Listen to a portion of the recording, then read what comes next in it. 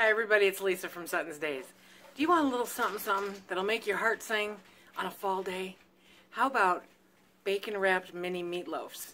Oh yeah! Okay, let's get started because this is going to be so good. So let me tell you what you're going to need, and then as usual in the description box below I will put the recipe ingredients and quantities for you so that it'll make it easier for you to grab them and just watch the video. So you're going to need 1 medium-sized onion, 2 cloves of garlic, 1 tablespoon of butter, 1.5 pounds of ground beef, 1 large egg, some breadcrumbs, about a cup, give or take. Now, if you're doing keto, you can use pork rinds. Yes. Okay. And then tablespoon of Worcestershire sauce, 6 bacon slices.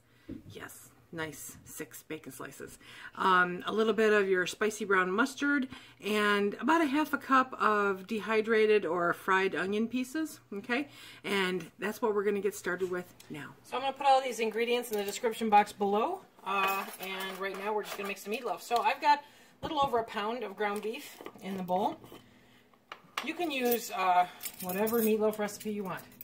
I'm using mine. So I'm going to add some homemade onion powder, about 2 teaspoons. Okay, then 1 teaspoon of garlic powder. And you remember that onion soup mix that I made the other day? Yep. I'm going to add 1 heaping tablespoon of that. Now for people who are not interested in low carb, no carb, you would put in breadcrumbs, and you would put in 1 cup of breadcrumbs. I am going to make this a low carb version, so I'm going to put in 1 cup of pork rinds, and then 1 egg.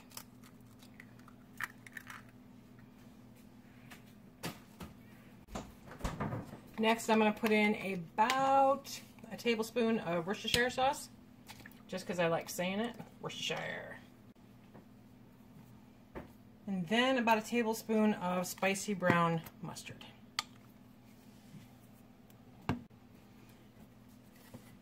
Now you can either cut up about 1/2 cup of an onion, or you can grab your Thyme freeze-dried onions, toss them in there. Make sure to put one in your mouth because they taste really, really good. And there we have the beginning of the ingredients. So next you got to take off your rings because it's a mess, but it's fun. The best way to incorporate is with your hands. So we're going to get this all mixed in and incorporated together. You don't want to overwork it though. Overworked ground beef gets really mushy and it's no fun.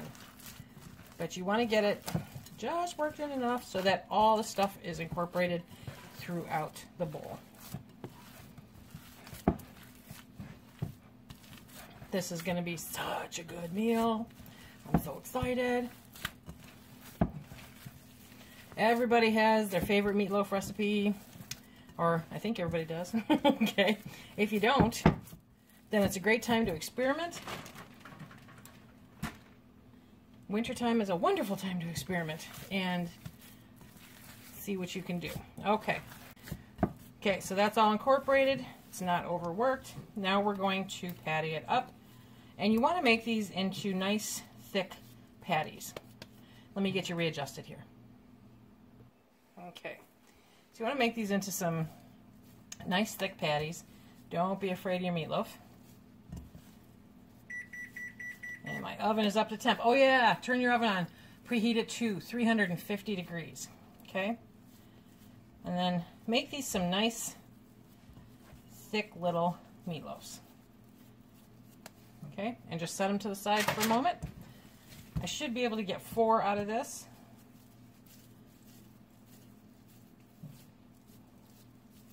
But you want to flatten out those sides. I'll show what I mean here. I'm using my thumb to kind of flatten out the sides because I want it thick. Okay? Yep, I'll just get 4. Obviously, the more meat that you use, the more you will get. But 4 of these for Phil and I is more than enough.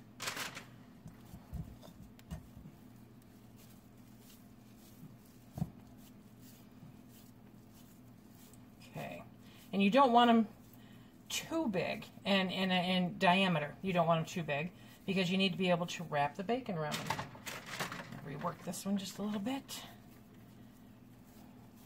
Just wasn't as pretty for my liking. Okay. So now that's a nice big patty.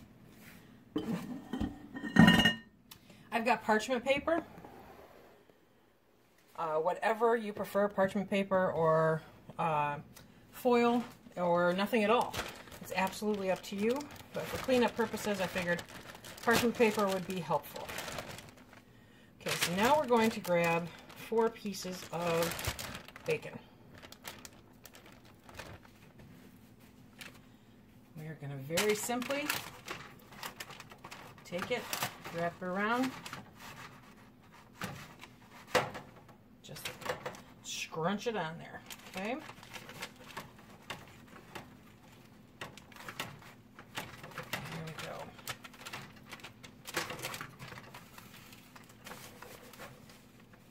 Now I'm kind of using because the bacon is a little bit thicker than the meatloafs, so I'm kind of tucking it under.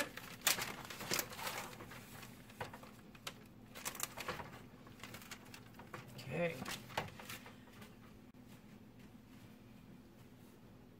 Is that just a thing of beauty? Okay, we are going to put these in the oven, and we're going to do it for about 1 hour and 15 minutes. Kind of keep checking, you know, keep checking back. You want the bacon to be nice and golden brown, and if you have a meat thermometer, the meatloaf should be 160 degrees Fahrenheit, okay? So while that's going, we'll start getting the topping ready. I almost forgot the important part. We're going to put ketchup on the top. Now, you can make your own concoction for the top. It can be barbecue sauce. It can be, you know, whatever. And a lot of times people will mix like a little bit of brown sugar with some mustard, with some ketchup. I'm not going to do all that. I'm just going to do ketchup. Okay, so I'm going to put a little bit on top there. Figure about a tablespoon for each one. Okay. And I'm using the sugar-free ketchup. That is so, so good. Sugar-free ketchup. G. Hughes sugar-free ketchup. This stuff is amazing. Now, it's not super thick, so that's why I'm only putting a little bit on the top, because we may need to touch it up a little bit at the end. Now, these are going to go in the oven for 1 hour and 15 minutes. I'm going to check on them every 30 minutes for the first hour, just to make sure where we're at.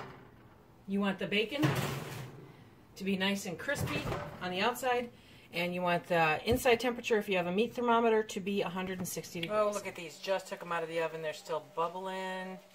The place smells amazing, you guys. It just smells so good. So let's get these plated up. Okay.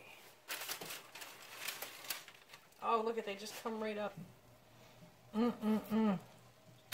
So good.